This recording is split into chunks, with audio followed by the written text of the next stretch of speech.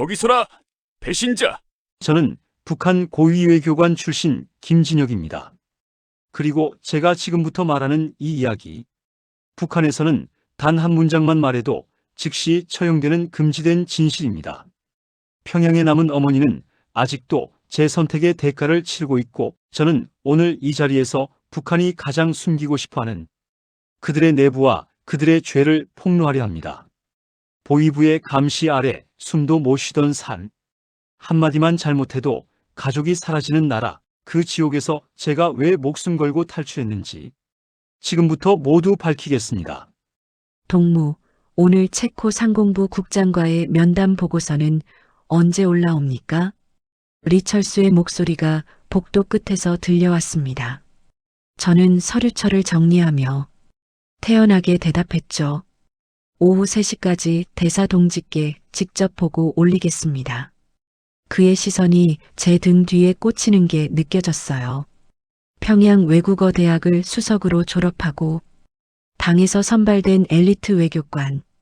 겉으로 보기엔 저는 완벽한 충성파였습니다. 하지만 프라하에 온 지 3년 매일 아침 대사관 철문을 나설 때마다 저는 두 개의 얼굴 사이에서 숨을 쉬고 있었어요. 점심시간 저는 늘 하던 대로 구시가지 산책을 나섰습니다. 카를교 위에서 거리 음악가가 바이올린을 켰고 관광객들은 자유롭게 사진을 찍으며 웃고 있었죠. 한 청년이 체코 대통령을 비판하는 피켓을 들고 서 있었는데 경찰은 그냥 지나쳤습니다. 평양이었다면 그 자리에서 끌려갔을 거예요. 저는 노천 카페에 앉아 에스프레소를 주문했습니다. 옆 테이블 커플이 키스를 하고 있었고 아무도 그들을 감시하지 않았어요. 이게 자유라는 건가? 매일 이 거리를 걸으면서 저는 조금씩 무너지고 있었습니다. 대사관으로 돌아가는 길, 제 뒤를 따라오는 발소리가 들렸어요. 50m 간격으로 리철수가 따라붙고 있었죠. 저는 모른 척 걸으며 평소처럼 서점 쇼윈도만 힐끗 보고 지나쳤습니다. 그날 저녁 대사관 숙소로 돌아왔을 때 아내 선영과 딸 유진이 식탁에 앉아 있었어요. 아빠, 오늘 학교에서 선생님이 민주주의에 대해 가르쳐줬어요. 유진의 맑은 눈동자가 저를 올려다봤습니다. 선생님이 그러는데 사람들은 자기가 원하는 지도자를 뽑을 수 있대요. 우리나라도 그래요? 순간 숨이 막혔습니다. 유진아, 우리 조국은 인민이 수령님을 자발적으로 추대한 거란다. 제 입에서 나온 거짓말이 목구멍에 걸렸어요. 유진이 잠든 후 저는 선영에게 조심스럽게 말을 꺼냈습니다. 여보, 우리 여기서 나갈 방법을 생각해봐야 할 것 같소? 선영의 얼굴이 창백해졌어요. 당신 지금 무슨 소리를 하는 거예요? 평양에 우리 부모님이 계신데 나도 알고 있어 하지만 유진이를 생각해봐요. 이 아이의 미래를. 저는 노트북을 열어 몰래 접속해둔 유튜브 영상을 보여줬습니다. 북한 정치범 수용소의 실상을 폭로하는 탈북민의 증언이었죠. 선영의 손이 떨리기 시작했어요. 화면 속에는 우리가 평생 부정해온 진실이 적나라하게 펼쳐지고 있었습니다. 이게 정말인가요? 선영의 목소리가 잠겨 나왔어요. 저는 아내의 손을 꽉 잡았습니다.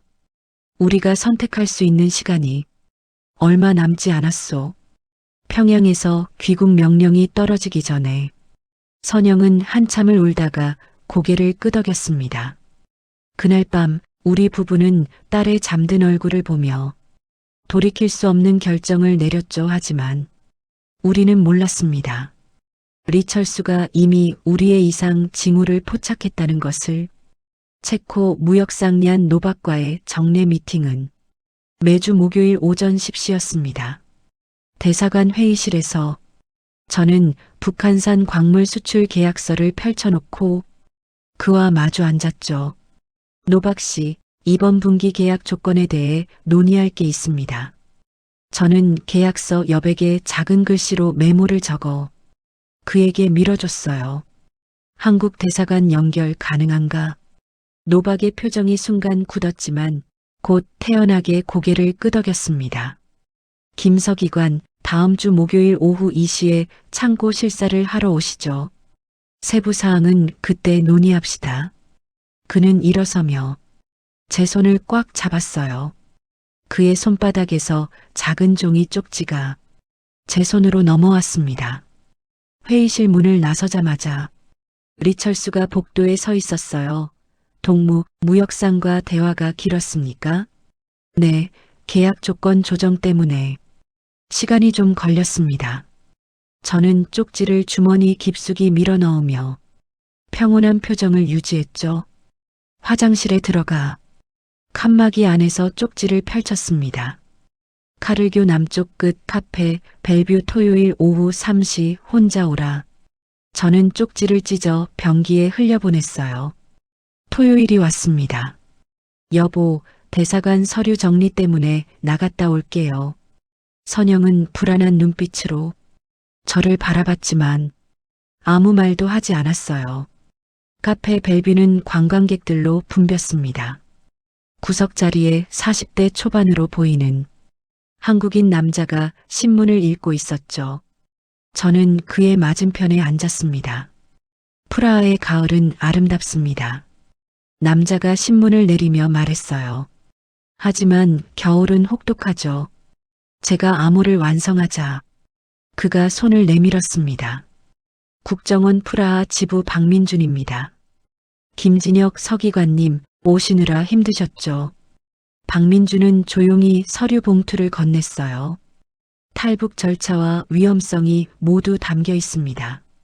댁으로 가져가지 마시고 여기서 다 읽으세요. 저는 봉투를 뜯어 문서들을 하나씩 읽어 내려갔습니다. 가족 전원 동의서, 비밀 유지 서약서, 탈출 경로 지도, 비상 연락 방법. 평양에 계신 가족들은 어떻게 됩니까? 제 목소리가 떨렸어요. 솔직히 말씀드리면 보복을 피할 수 없습니다. 정치범 수용소 이송 가능성이 높죠. 박민준의 대답은 냉정했지만 거짓은 없었습니다. 저는 커피잔을 움켜쥐며 눈을 감았어요. 어머니의 얼굴이 떠올랐죠. 대사관 내부 구조도를 그려주실 수 있습니까? 박민준이 백지를 내밀었습니다. 저는 펜을 들어 대사관 평면도를 그리기 시작했어요.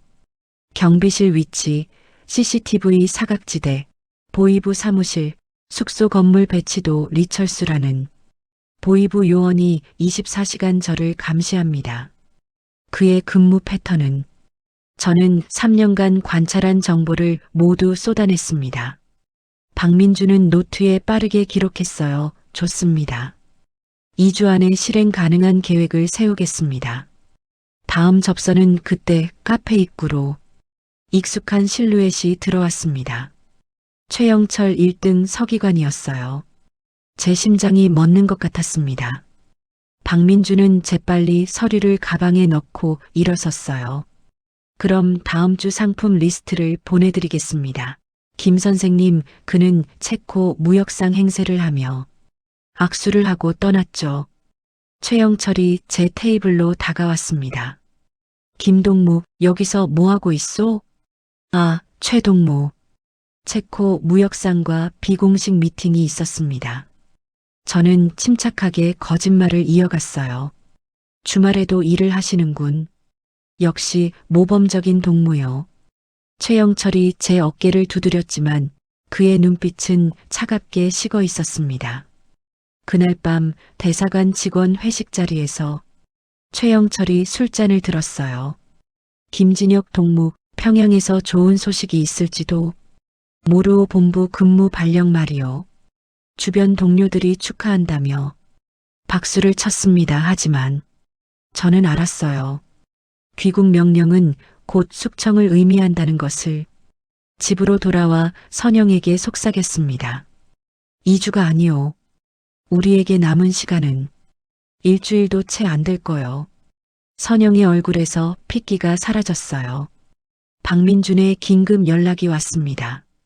암호화된 이메일에는 단 한 줄만 적혀 있었어요. 유진을 먼저 보내야 합니다. 저는 화면을 응시하며 주먹을 쥐었습니다. 9살 딸아이를 낯선 사람들 손에 맡긴다는 것, 그것도 작별 인사조차 제대로 못한 채 선영은 유진의 방문 앞에서 1시간째 서 있었어요. 여보, 정말 이 방법밖에 없나요? 유진이가 가장 안전합니다. 우리 둘만 탈출하다 실패하면 저는 말을 잇지 못했죠. 그 뒤에 올 참혹한 결과를 입 밖에 낼 수가 없었습니다. 다음 날 아침 저는 유진의 학교 담임 마르티나 선생을 만났어요. 프라하 인터내셔널 스쿨 교무실에서 그녀는 따뜻한 미소로 저를 맞았습니다. 김서기관님, 무슨 일로 오셨어요? 선생님, 다음 주 오스트리아 수학여행 말인데요. 유진이가 중간에 병원에 가야 할 수도 있습니다. 저는 미리 준비한 각본대로 말했어요. 유진이 지병이 있어서 정기 검진을 받아야 하거든요. 빈 근처 휴게소에서 제가 데리러 갈 예정입니다. 마르티나는 고개를 끄덕이며 수첩에 메모했습니다. 걱정 마세요. 제가 유진을 잘 챙기겠습니다. 그녀의 친절한 눈빛을 보며 저는 죄책감에 숨이 막혔어요. 수학여행 전날 밤 선영은 유진의 가방을 꾸렸습니다. 옷가지 사이에 조그만 인형 하나를 넣었어요. 유진이 태어났을 때부터 함께한 토끼 인형이었죠. 엄마, 왜 울어요? 유진이 잠옷 차림으로 방문을 열고 들어왔습니다. 아니야, 엄마 눈에 먼지가 들어가서. 그래, 선영은 황급히 눈물을 닦았어요. 유진아, 수학여행 잘 다녀와. 엄마 아빠가 많이 사랑한다. 저는 딸아이를 꽉 껴안았습니다. 유진은 왜 부모가 이렇게 이상한지 이해하지 못한 채 고개를 갸웃했죠. 수학여행 당일 아침 버스는 정확히 7시에 출발했습니다. 저는 대사관 창문 너머로 노란색 스쿨버스가 멀어지는 걸 지켜봤어요. 손을 흔드는 유진의 작은 실루엣이 점점 사라졌습니다. 그날 오후 3시 박민준에게서 메시지가 왔어요. 빈 휴게소 도착 30분 후 인계 예정. 저는 시계만 바라보며 사무실 책상 앞에 앉아 있었습니다. 분침이 움직일 때마다 심장이 터질 것 같았어요. 오후 4시 17분 휴대전화가 진동했습니다. 인계 완료. 새 친구가 안전하게 오스트리아 대사관 도착. 저는 화장실로 달려가 세면대를 움켜쥐고 구역질을 했어요. 안도감과 죄책감이 동시에 밀려왔습니다. 선영에게 암호 문자를 보냈죠. 토끼가 새 집에 도착했어요. 3분 후 선영의 답장이 왔습니다. 감사합니다. 하나님, 평생 무신론자로 살았던 아내가 처음으로 신을 찾고 있었어요. 저녁 8시 대사관 경비실 전화벨이 울렸습니다. 마르티나 선생의 다급한 목소리가 들렸어요. 김서기관님, 유진이가 휴게소에서 사라졌어요. 화장실 간다고 했는데 30분이 넘도록 안 돌아와서. 저는 미리 준비한 대본을 읽듯 대답했습니다. 뭐라고요? 당장 체코 경찰에 신고해야죠. 수화기 너머로 마르티나의 흐느끼는 소리가 들렸어요. 복도에서 급한 발소리가 들렸습니다. 리철수가 서너 명의 보위부 요원들과 함께 제 사무실로 들이닥쳤죠. 김진혁 동무, 따님이 실종되었다는 보고를 받았소. 리철수의 눈빛이 날카롭게 저를 파고들었습니다. 네, 방금 학교에서 연락받았습니다. 당장 체코 경찰과 잠깐만. 동무 이상하지 않소? 왜 하필 오스트리아 국경 근처에서? 그의 질문에 등줄기로 식은땀이 흘렀어요. 리 동무, 그게 무슨 말이오? 내 딸이 지금 행방불명인데. 저는 격분한 아버지 연기를 했습니다. 일단 댁과 부인을 대사관으로 모셔야겠소. 보호 조치요. 리철수가 손짓하자 요원들이 저를 둘러쌌어요. 그의 입가에 비웃음이 번졌습니다. 숙소로 돌아온 저는 선영을 마주했어요. 그녀의 눈은 이미 붉게 충혈되어 있었습니다. 리철수가 거실 소파에 앉으며 말했죠. 부인, 따님 걱정이 크시겠소. 우리가 총력을 다해 찾겠소. 선영은 고개를 숙인 채 대답했습니다. 감사합니다. 동지하지만 그녀의 떨리는 손은 치마폭을 움켜쥐고 있었어요. 그날 밤 우리 부부는 리철수의 감시 아래 잠 못 이루는 밤을 보냈습니다. 휴대전화는 압수당했고 창문 밖에는 경비 요원이 배치되었죠. 새벽 4시, 저는 화장실에서 변기 물탱크 뚜껑을 열었습니다. 그 안에 숨겨둔 비상연락용 휴대전화를 꺼냈어요. 박민준의 메시지가 하나 와 있었습니다. 유진 안전 72시간. 내 부모도 이송 예정 준비하라. 저는 휴대전화를 다시 숨기고 거울 속 제 얼굴을 바라봤어요. 이제 정말 돌아갈 수 없는 강을 건너고 있었습니다. 새벽 6시 대사관 회의실로 긴급 소집되었습니다. 대사 강석주가 평양에서 온 전문을 낭독했어요. 김진혁 동무 가족의 탈북 기도 정황이 포착되었다. 즉각 신병을 확보하고 평양으로 송환하라. 회의실에 앉은 10여 명의 외교관들이 일제히 저를 바라봤습니다. 저는 자리에서 벌떡 일어났어요. 대사동지, 이것은 명백한 오해입니다. 제 딸이 실종된 상황에서 앉으시오. 김동무 강석주의 차가운 목소리가 제 말을 잘랐죠. 보이부에서 동무의 컴퓨터 기록을 분석한 결과가 나왔소. 리철수가 프로젝터를 켰습니다. 화면에는 제가 삭제했던 검색 기록들이 복구되어 떠올랐어요. 대한민국 탈북자 정착 지원, 북한 인권 실상, 망명 신청 절차 선영이 제 옆에서 작게 신음했습니다. 이것으로 충분하오. 김동무 부부의 여권은 이미 압수되었고 강석주가 서류 봉투를 던졌어요. 오늘 오후 5시 평양행 항공편으로 송환될 것이오. 저는 주먹을 불끈 쥐었습니다. 평양으로 돌아가는 것은 곧 죽음을 의미했죠. 회의실을 나서자 보이부 요원 2명이 저희를 에스코트했어요. 숙소로 돌아가는 복도에서 최영철과 마주쳤습니다. 김동무, 잘못된 선택을 했구려. 당을 배신하면 어떻게 되는지 곧 알게 될 거요. 그의 눈빛에는 동정 따윈 없었어요. 숙소 문이 닫히자 선영이 제 손을 꽉 잡았습니다. 어떡해요. 당신 우리 이제 아직 끝나지 않았소. 저는 창문 밖을 내다봤어요. 경비 요원이 2명, CCTV가 숙소 입구를 향하고 있었습니다. 오후 1시 화장실에서 숨겨둔 휴대전화를 꺼냈습니다. 박민준에게 긴급 메시지를 보냈어요. 오후 5시 평양 송환 예정. 즉각 구출 필요 3분 만에 답장이 왔습니다. 오늘 밤 자정작전 개시 창문 잠금 장치 풀어둘 것 신호는 3번의 노크. 저는 휴대전화를 다시 물탱크에 숨겼어요. 거실로 나오자 리철수가 소파에 앉아 신문을 읽고 있었습니다.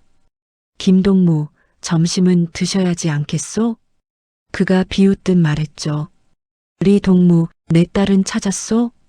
저는 차가운 목소리로 물었습니다. 걱정 마시오. 곧 가족 상봉을 하게 될 테니까. 평양에서 말이오. 오후 4시 평양행 항공권이 도착했어요. 보이부 요원들이 우리 부부의 짐을 싸기 시작했습니다. 선영은 옷장 앞에서 멍하니 서 있었어요. 부인, 빨리 짐 싸시오. 공항 가는 시간이 얼마 안 남았소. 리철수가 재촉했습니다. 저는 침대 밑에 숨겨둔 대사관 구조도 사본을 슬쩍 꺼내 양말 속에 넣었어요. 창문 잠금 장치를 살짝 풀어놓는 척하며 완전히 열어뒀습니다. 자, 출발하시죠. 오후 4시 30분 우리는 대사관 차량에 태워졌어요. 공항으로 가는 길, 저는 차창 밖 프라하 거리를 바라봤습니다. 아마 마지막이 될 풍경이었죠. 선영의 손이 제 손을 찾아왔어요. 그녀의 손바닥은 땀으로 젖어 있었습니다. 여보, 유진이는 괜찮을 거요. 우리 딸은 이미 자유를 찾았소. 저는 작은 목소리로 속삭였어요. 공항 VIP 라운지에 도착했습니다.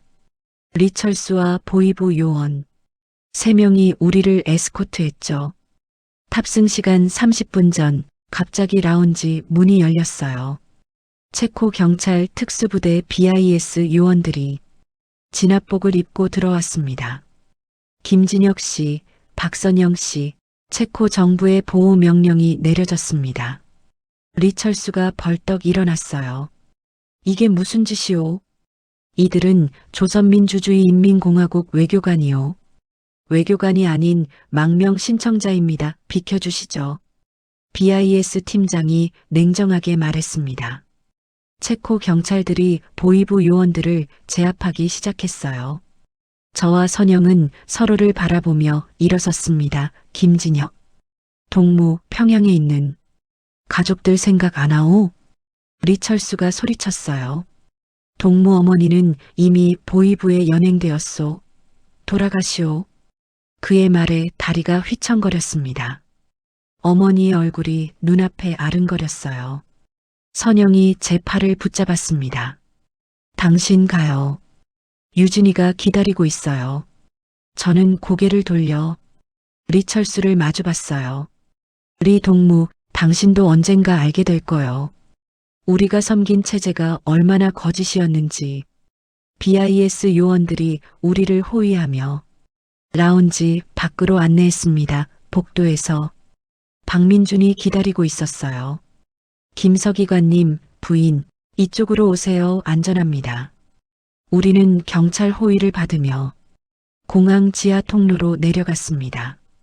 뒤에서 리철수의 고함 소리가 들렸죠. 김진혁. 이 배신자, 너는 반드시 대가를 치를 것이다. 저는 뒤돌아보지 않았어요. 지하 주차장에 대기 중인 승합차에 올랐습니다. 차가 출발하자 선영이 저에게 기대어 흐느끼기 시작했어요. 우리 엄마, 아빠, 제 부모님은. 저는 아내를 껴안으며 눈을 감았습니다. 자유의 대가는 이토록 잔인했어요. 공항 VIP 라운지 특별실은 감옥처럼 느껴졌습니다. 체코 경찰이 문 앞을 지키고 있었지만 우리는 여전히 갇혀 있었어요. 박민준이 생수병을 건네며 말했습니다. 72시간입니다. 체코 정부가 북한과의 외교 마찰을 고려해 협상 시간을 준 거예요. 72시간이면 3일? 선영의 목소리가 떨렸어요. 그 시간 안에 양국이 합의점을 찾지 못하면 당신들의 출국이 승인됩니다. 박민주는 침착했지만 저는 알았어요. 3일이 얼마나 긴 시간인지를요. 첫날 밤 9시 제 휴대전화가 울렸습니다. 체코 경찰이 압수했던 것을 돌려준 거였어요. 화면에 어머니라는 이름이 떴습니다.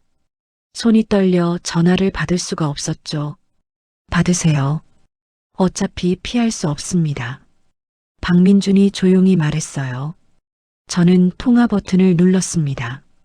진혁아, 어머니의 목소리가 들렸어요. 화면에 어머니의 얼굴이 나타났습니다. 평양 우리 집 거실이 배경이었지만 뒤에 보이부 요원 2명이 서 있었어요. 어머니, 아들아, 제발 돌아오너라. 엄마가 잘못했다. 내가 돌아오지 않으면 엄마는. 어머니가 흐느끼기 시작했습니다. 70살 노모의 주름진 얼굴에 눈물이 흘러내렸어요. 제발 진혁아, 내 아내 부모님도 지금 조사받고 계신다. 내가 돌아오면 다 용서해 주신대. 저는 화면을 응시하며 눈물을 참았습니다. 어머니, 저는 돌아갈 수 없습니다. 이 못된 자식아. 갑자기 보이부 요원이 어머니를 밀치고 카메라 앞에 섰어요. 김진혁 동무 잘 들으시오. 동무 어머니는 내일 여명 거리 정치범 수용소로 이송될 예정이요. 요원의 차가운 목소리가 스피커를 통해 울렸습니다. 그리고 부인의 부모는 이미 평성 재교육소에 수감되었소. 동무가 48시간 내에 귀국하면 모두 석방될 것이요. 선영이 제 옆에서 비명을 질렀어요. 아빠, 엄마. 화면이 바뀌며 선영의 아버지가 나타났습니다. 얼굴에 멍이 들어 있었고 입술이 터져 있었어요. 선영아, 아빠다. 내가 이러면 안 되지. 제발 돌아와라. 선영의 아버지는 떨리는 목소리로 말했습니다. 내 엄마가 지금 심장약도 못 먹고 있단다. 제발. 통화가 끊겼습니다. 선영은 바닥에 주저앉아 울기 시작했어요. 당신, 우리 어떡해요? 부모님들이. 아빠가 맡고 있었어요. 저는 아내를 일으켜 세울 힘조차 없었습니다. 박민준이 물수건을 가져왔어요. 이게 그들의 전술입니다. 죄책감으로 당신들을 무너뜨리려는 거죠. 전술이라고요? 저 사람들은 진짜 우리 부모예요. 선영이 박민준에게 소리쳤습니다. 알고 있습니다. 하지만 돌아가면 당신들도 유진 양도 모두 끝입니다. 박민준의 말이 옳았지만 그 진실이 너무 잔인했어요.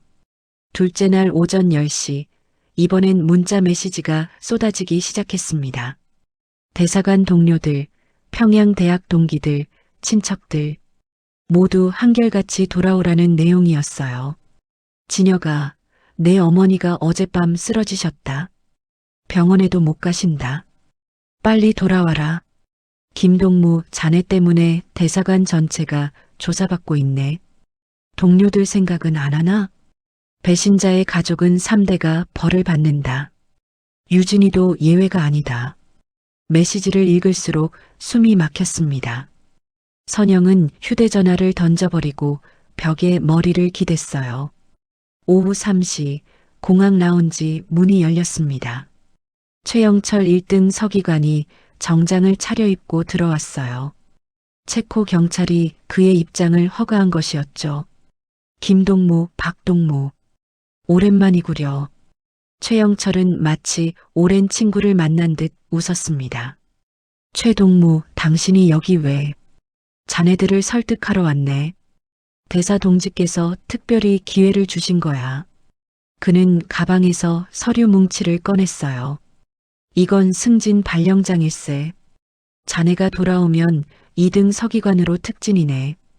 그리고 이건 부모님들 석방 확약서야.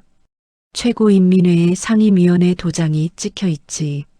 저는 서류를 바라봤습니다. 진짜 공식 문서였어요. 최동무, 이걸 믿으라는 겁니까? 김동무, 자네와 나는 10년지기 아닌가. 내가 거짓말하겠나? 최영철의 눈빛은 진지했습니다. 당도 자네 같은 인재를 잃고 싶지 않네. 실수는 누구나 하는 거 아닌가. 선영이 서류를 집어들었어요. 정말 우리 부모님을 풀어주신다고요? 물론이네, 박동무. 48시간 안에 돌아오기만 하면 모든 게 해결되네. 최영철이 선영의 손을 잡았습니다. 자네 아버지, 내가 직접 뵙고 왔네.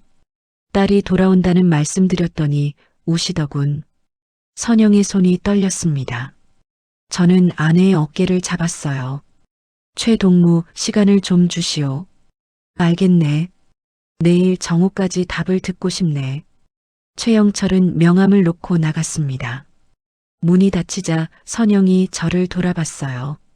당신 우리 정말 부모님들을 버리고 가는 거예요? 여보, 유진이는 안전해졌어요. 우리만 돌아가면 되잖아요. 선영의 목소리가 점점 커졌습니다. 박민준이 끼어들었어요. 부인, 진정하세요. 저 약속은 거짓입니다. 어떻게 그걸 알아요? 공식 문서잖아요. 북한은 탈북자를 회유할 때 항상 같은 방법을 씁니다. 돌아가면 당신들은 즉시 처형되고 부모님들도. 닥쳐요. 선영이 소리쳤습니다. 저는 아내를 껴안았어요. 그녀의 몸이 경련하듯 떨렸습니다. 여보, 우리 딸 생각해요. 유진이는 지금 오스트리아에서 우리를 기다리고 있어. 하지만 우리 부모님은 나도 알고 있어. 어머니 얼굴이 계속 보여요. 하지만 저는 말을 잇지 못하고 함께 울었습니다. 셋째 날 정오, 최영철에게서 마지막 전화가 왔어요. 김동무 마지막으로 묻겠네. 돌아오겠나? 저는 선영을 바라봤습니다. 아내는 눈물범벅이 된 얼굴로 고개를 저었어요. 최동무, 우리는 돌아갈 수 없소. 그런가? 자네 어머니에게 마지막 인사는 해야 하지 않겠나? 전화가 끊기고 영상통화가 걸려왔습니다. 어머니가 수용소 호송차 앞에 서 계셨어요. 진여가 엄마는 괜찮다. 내가 선택한 길을 가거라. 어머니는 울지 않으셨습니다. 자유롭게 살아라, 아들아. 유진이 잘 키우고. 영상이 끊겼습니다. 72시간이 지났습니다.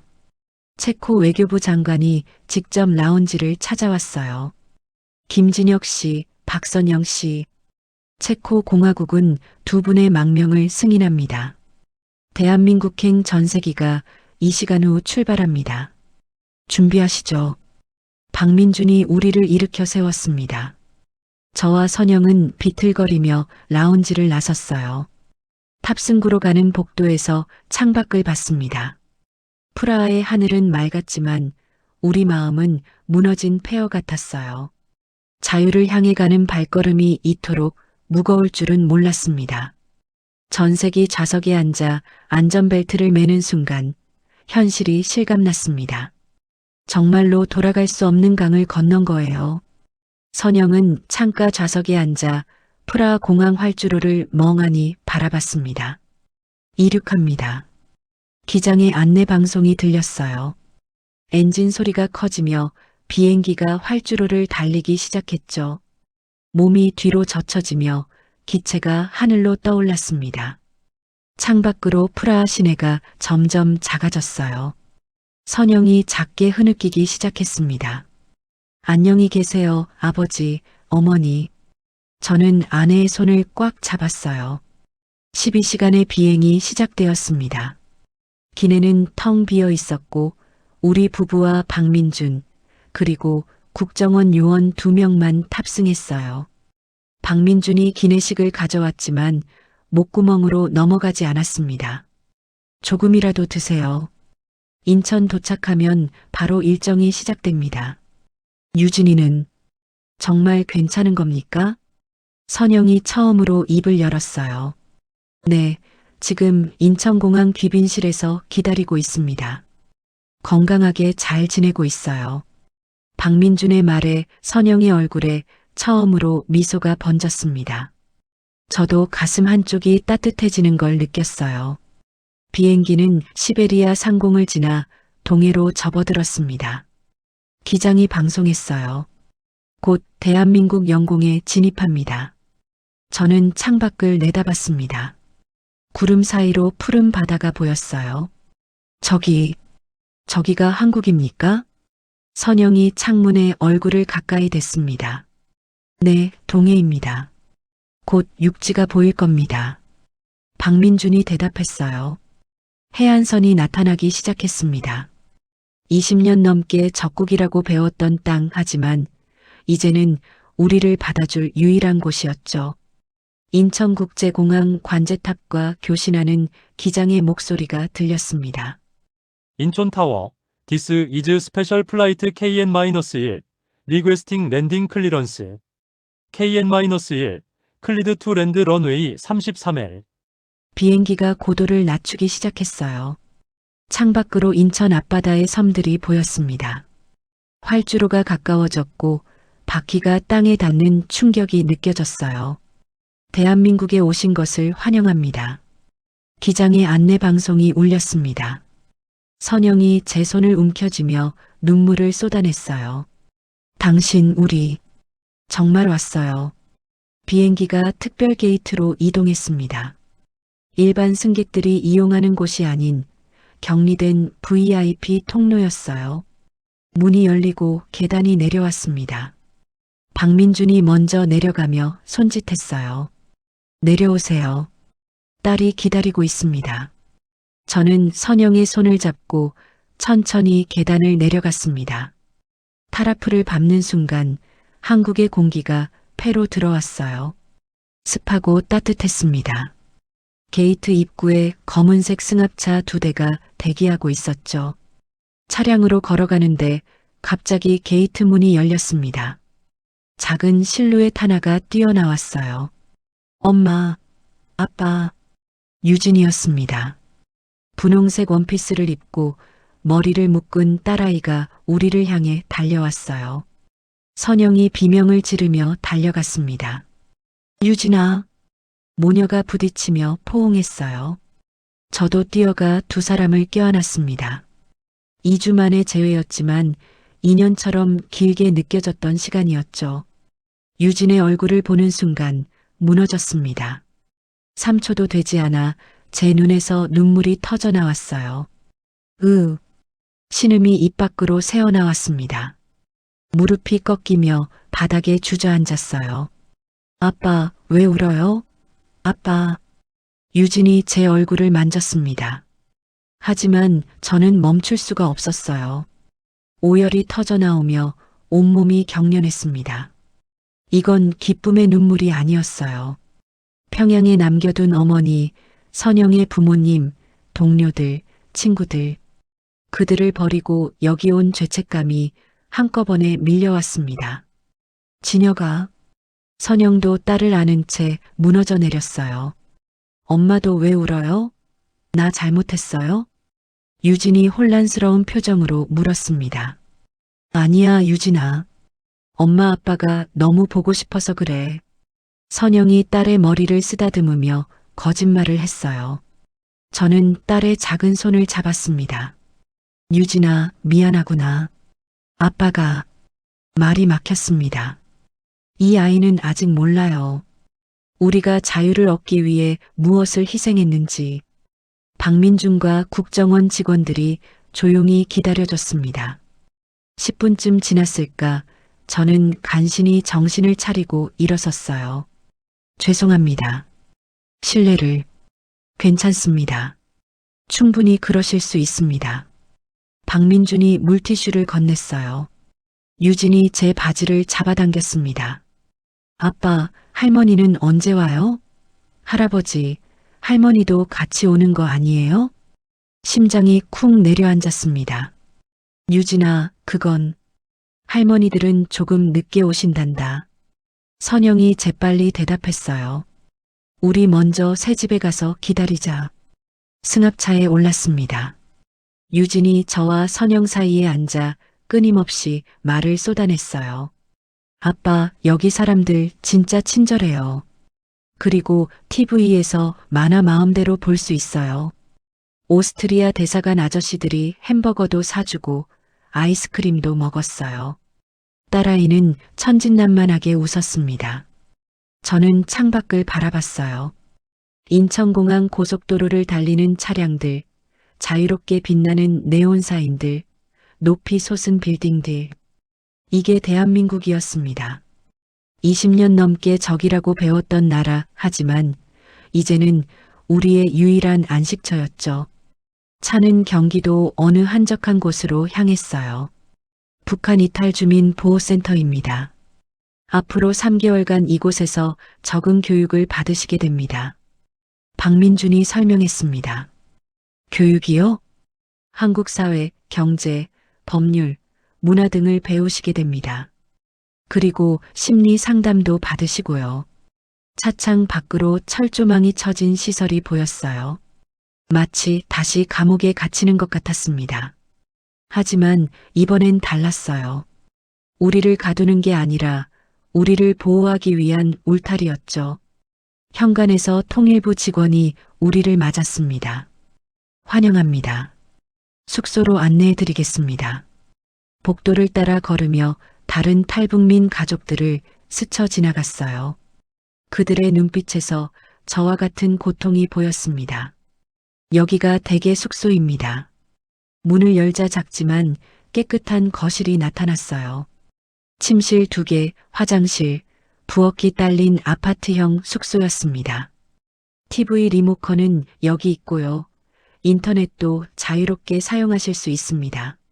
직원이 설명했어요. 검열 없이요? 선영이 놀라 물었습니다. 네, 물론이죠. 여긴 대한민국이니까요. 직원이 나가고 문이 닫혔습니다. 유진이 TV를 켰어요. 뉴스가 나왔습니다. 아나운서가 자유롭게 정부 정책을 비판하는 내용이었어요. 여보, 저거 괜찮은 겁니까? 선영이 불안한 표정으로 물었습니다. 여긴 평양이 아니오. 이제 우리도 저렇게 자유롭게 말할 수 있소. 저는 소파에 앉아 천장을 바라봤어요. 자유를 얻었지만 마음은 텅 비어 있었습니다. 밤이 되자 유진이 잠들었고 저와 선영은 거실에 마주 앉았어요. 당신, 우리 정말 잘한 걸까요? 선영이 떨리는 목소리로 물었습니다. 저는 대답할 수 없었습니다. 그저 아내의 손을 잡고 함께 울었을 뿐이에요. 보호센터 첫날 아침 7시 기상방송이 울렸습니다. 북한 이탈 주민 여러분, 좋은 아침입니다. 오늘부터 사회 적응 교육이 시작됩니다. 선영이 부엌에서 아침을 준비하고 있었어요. 여보, 여기 냉장고에 음식이 가득해요. 누가 채워놓은 거죠? 정부에서 지원하는 겁니다. 3개월간 생활비도 나온다고 했소. 유진이 일어나 졸린 눈을 비볐어요. 아빠, 오늘 나도 학교 가요? 그래, 내 또래 친구들과 함께 한국 학교 적응 수업을 받는단다. 식탁에 앉아 밥을 먹는데 이상한 기분이 들었습니다. 평양에서는 매일 아침 김일성 초상화에 경례를 했는데 여기엔 그런 게 없었어요. 오전 9시 교육관 강당에 입소자 50여 명이 모였습니다. 강사가 스크린을 켰어요. 오늘은 대한민국의 정치 시스템에 대해 배우겠습니다. 화면에 국회의사당 사진이 떴습니다. 국민이 직접 국회의원을 선출하고 국회의원들이 법을 만듭니다. 옆자리 탈북민 아주머니가 중얼거렸어요. 진짜 국민이 뽑는다고? 그럼 수령님은 누가 뽑았다는 거야? 강사가 웃으며 대답했습니다. 여기에는 수령이 없습니다. 대통령도 국민이 뽑고 5년 후엔 바뀝니다. 저는 믿을 수가 없었어요. 40년 가까이 배운 모든 게 거짓이었다는 뜻이었으니까요. 점심시간 식당에서 자유롭게 음식을 담아 먹을 수 있었습니다. 줄을 서서 기다릴 필요도 배급표를 제출할 필요도 없었어요. 김 선생님 처음 오셨죠? 저는 2주 전에 왔습니다. 30대 남성이 말을 걸어왔습니다. 네, 어제 입소했습니다. 적응하시는데 시간 좀 걸릴 겁니다. 저도 아직 헷갈려요. 그가 쓴웃음을 지었어요. 여기 사람들은 정말 자유롭게 살더군요. 대통령 욕도 하고 정부 비판도 하고. 그래도 괜찮은 겁니까? 네, 그게 민주주의래요. 처음엔 저도 무서웠습니다. 오후 수업은 경제 교육이었습니다. 대한민국은 자본주의 시장 경제 체제입니다. 개인이 자유롭게 사업을 하고 돈을 벌 수 있죠. 강사가 스마트폰을 꺼내 보여줬어요. 예를 들어 이 앱으로 주식도 사고 부동산도 거래할 수 있습니다. 저는 화면을 넋놓고 바라봤습니다. 평양에서는 상상도 할 수 없는 일이었어요. 북한에서는 모든 게 국가 소유잖아요. 여기서는 여러분도 집을 살 수 있고 땅도 가질 수 있습니다. 선영이 손을 들었어요. 그럼 우리도 집을 살 수 있다는 말씀이세요? 물론입니다. 정부 지원금과 대출을 받으면 가능합니다. 선영의 눈에 희망이 번쩍였어요. 저녁 수업 후 개인 상담 시간이 있었습니다. 심리 상담사가 조용한 방으로 저를 안내했어요. 김진혁 씨, 편하게 앉으세요. 저는 정민지 상담사입니다. 안녕하십니까? 가족을 평양에 두고 오셨죠? 어머니와 장인어른, 장모님. 그 말에 가슴이 철렁했습니다. 네. 그들이 지금 많이 힘드시죠? 죄책감 때문에 밤에 잠도 못 이루실 거예요. 정민지 상담사의 목소리는 부드러웠어요. 선생님, 제가 이기적인 겁니까? 아닙니다. 당신은 딸의 미래를 선택한 겁니다. 상담사가 서류철을 펼쳤습니다. 김 씨, 듣기 힘든 이야기지만 알려드려야 할 정보가 있습니다. 무슨 탈북민 네트워크를 통해 확인한 바로는 어머님께서 려명 거리 정치범 수용소로 이송되셨습니다. 머리가 멍해졌어요. 그리고 장인어른과 장모님은 평성 재교육소에 계십니다. 그럼 제 어머니는 정치범 수용소는 평생형입니다. 출소가 거의 불가능하죠. 저는 의자 등받이를 움켜쥐었습니다. 이게 다 제 탓입니다. 제가 욕심을 부린 거예요. 김 씨, 들으세요. 이건 당신 잘못이 아닙니다. 상담사가 제 손을 잡았어요. 북한 체제가 문제입니다. 3대 연자제라는 야만적 제도가 문제죠. 하지만 만약 당신이 돌아갔다면 어땠을까요? 당신과 부인, 그리고 유진 양까지 모두 처형당했을 겁니다. 상담사의 말은 이성적으로는 맞았지만 감정적으로는 받아들이기 힘들었어요. 시간이 필요합니다. 천천히 받아들이세요. 저는 고개를 숙였습니다. 눈물이 또 흘러내렸어요. 그날 밤 숙소로 돌아왔을 때 선영이 노트북 앞에 앉아 있었습니다. 당신, 이거 봐요. 화면에는 북한 조선중앙통신 기사가 떠 있었어요. 체코 주재 외교관 김진혁 공금 횡령 혐의로 국제수배. 제 사진이 크게 실려 있었습니다. 거짓말이에요. 우리가 횡령을 했다고. 당연히 거짓말이요. 우리 명예를 실추시키려는 거죠. 저는 컴퓨터를 닫았어요. 신경 쓰지 마시오. 이제 우린 북한 사람이 아니요. 다음 날 아침 한국 정부에서 기자회견을 열었다는 소식이 들렸습니다. 통일부 장관이 직접 나서서 반박 성명을 발표했대요. 김진혁 씨는 정당한 망명 절차를 통해 대한민국에 입국했습니다. 북한의 허위 주장은 국제사회의 웃음거리일 뿐입니다. 박민준이 전화로 알려줬어요. 김 선생님, 걱정 마세요. 한국 정부가 전적으로 보호할 겁니다. 감사합니다, 박 선생님. 그리고 좋은 소식이 있습니다. 북한 인권연구소에서 선생님께 연구원 자리를 제안했습니다. 처음으로 미래에 대한 희망이 보였어요. 2개월이 흘렀습니다. 저는 한국 사회에 대해 많은 걸 배웠어요. 민주주의, 자본주의, 인권, 법치, 언론의 자유. 평양에서는 금기어였던 단어들이 여기서는 당연한 것들이었습니다. 선영은 한국 의사 면허 시험 준비를 시작했어요. 여보, 이거 너무 어려워요. 의학 용어가 다 한자예요. 천천히 하시오. 시간은 있소. 유진은 한국 학교 적응 프로그램에서 친구들을 사귀었습니다. 아빠, 오늘 수아랑 놀았어요. 수아가 집에 놀러 오래요. 딸아이의 밝은 모습을 보며 위안을 얻었어요. 3개월 차 마지막 날 수료식이 열렸습니다. 센터장이 수료증을 건네며 말했어요. 김진혁 씨 가족 수고하셨습니다. 이제 진짜 한국 생활이 시작됩니다. 저는 수료증을 받아들며 고개를 숙였습니다. 정부에서 서울 근교 아파트를 알선해 드렸습니다. 다음 주에 입주하시면 됩니다. 감사합니다.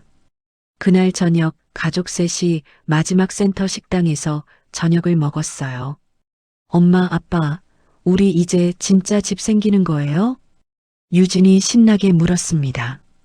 그래, 우리만의 집이란다.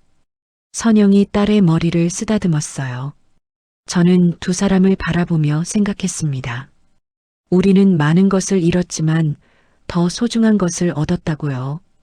탈북 1년 후 저는 서울 시내 북한인권연구소 세미나실에 서 있었습니다. 여러분, 오늘 제 이야기를 들으러 와주셔서 감사합니다. 마이크를 잡은 손이 떨렸어요. 객석에는 기자들, 대학생들, 인권활동가들이 100명 넘게 앉아 있었습니다. 저는 북한 외교관 김진혁이었습니다. 아니, 이제는 대한민국 국민 김진혁입니다. 박수 소리가 울려 퍼졌어요. 저는 심호흡을 하고 준비한 원고를 펼쳤습니다. 오늘 여러분께 제가 목격한 북한 체제의 실상을 말씀드리겠습니다. 스크린에 평양 거리 사진이 떴어요. 화려한 건물들 뒤에 숨겨진 어둠을 폭로하기 시작했습니다. 북한 외교관들은 해외에서 자유를 맛보지만 가족은 평양의 인질로 남습니다. 제 목소리가 강당에 울렸어요. 저 역시 3년간 프라하에서 그렇게 살았습니다. 매일 충성을 증명해야 했고 매일 감시당했죠. 객석에서 펜을 움직이는 소리가 들렸습니다. 탈북을 결심한 건 딸 때문이었습니다. 9살 딸이 민주주의를 물었을 때 저는 거짓말을 할 수밖에 없었어요. 화면이 바뀌며 정치범 수용소 사진이 나타났습니다. 제 어머니는 지금 이곳에 계십니다.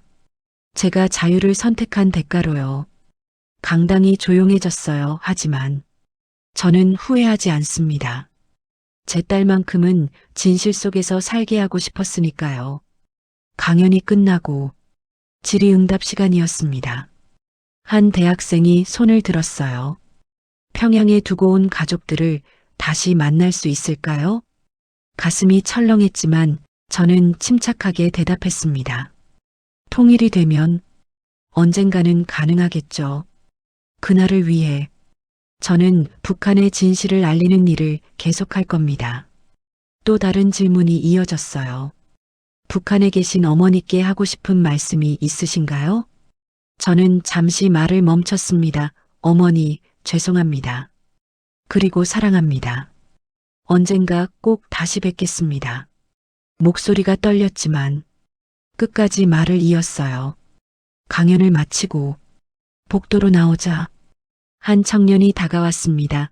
선생님, 저도 탈북민입니다. 25쯤 되어 보이는 청년이었어요.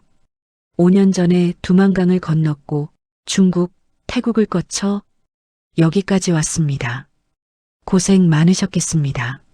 선생님 이야기 들으면서 용기를 얻었습니다. 저도 제 이야기를 세상에 알리고 싶어요. 청년의 눈빛이 반짝였어요. 할 수 있습니다.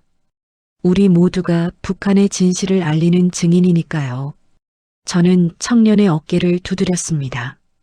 그의 모습에서 1년 전 저를 봤어요. 연구소를 나와 지하철을 탔습니다.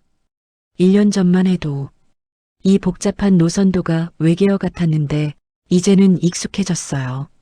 스마트폰으로 길을 찾고 교통카드로 요금을 내고 자유롭게 이동하는 것. 평양에서는 상상도 못할 일이었죠. 전철 안에서 사람들은 각자의 삶을 살고 있었습니다.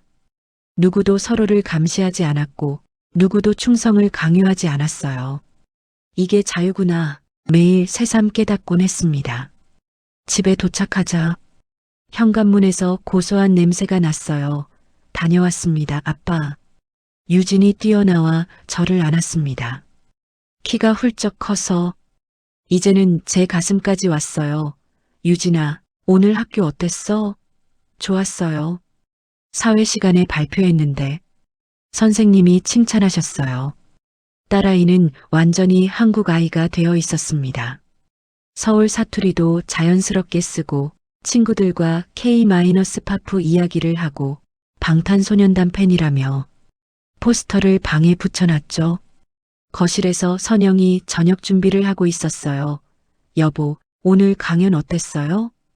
괜찮았소. 많은 사람들이 관심을 가져줬소. 다행이네요.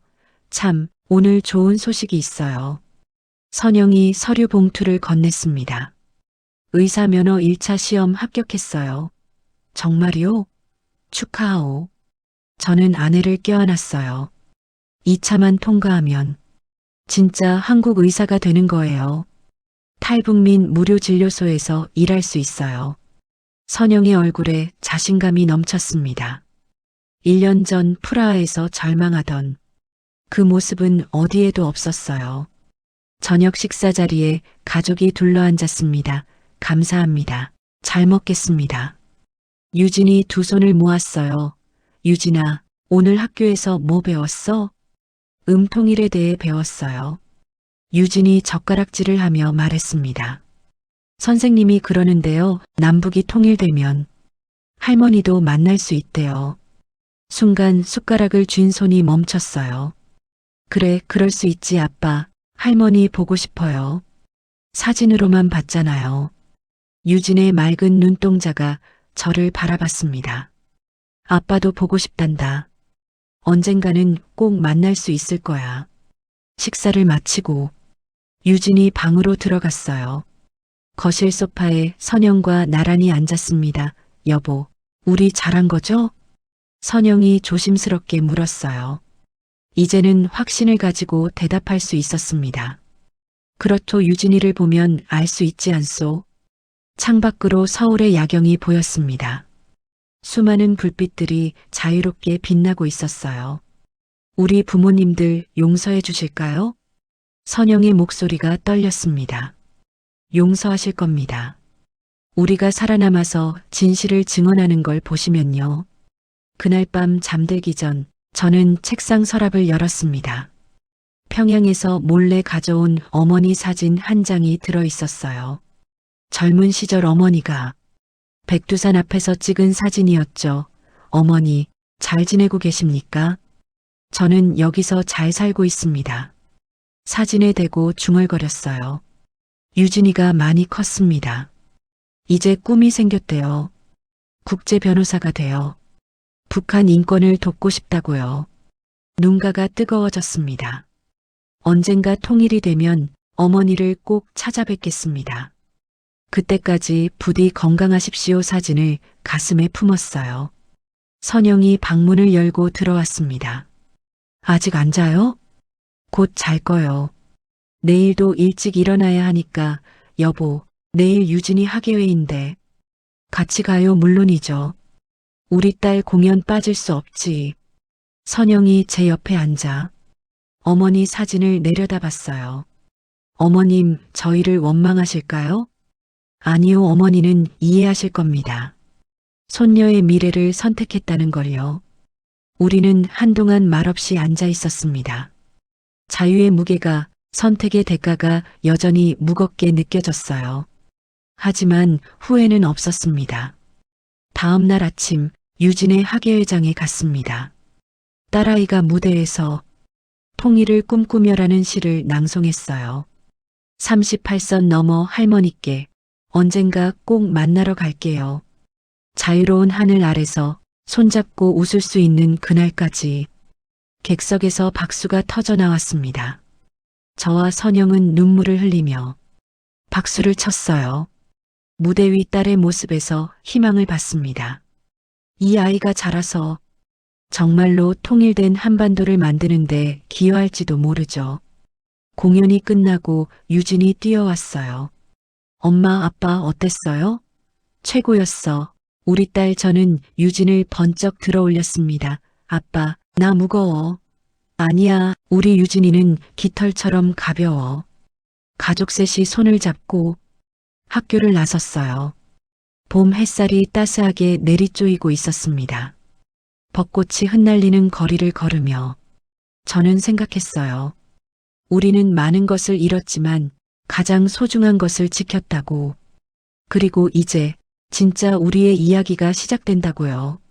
자유의 이름으로 대한민국 국민 김진혁 가족의 새로운 삶이요. 저는 결국 자유를 선택했습니다.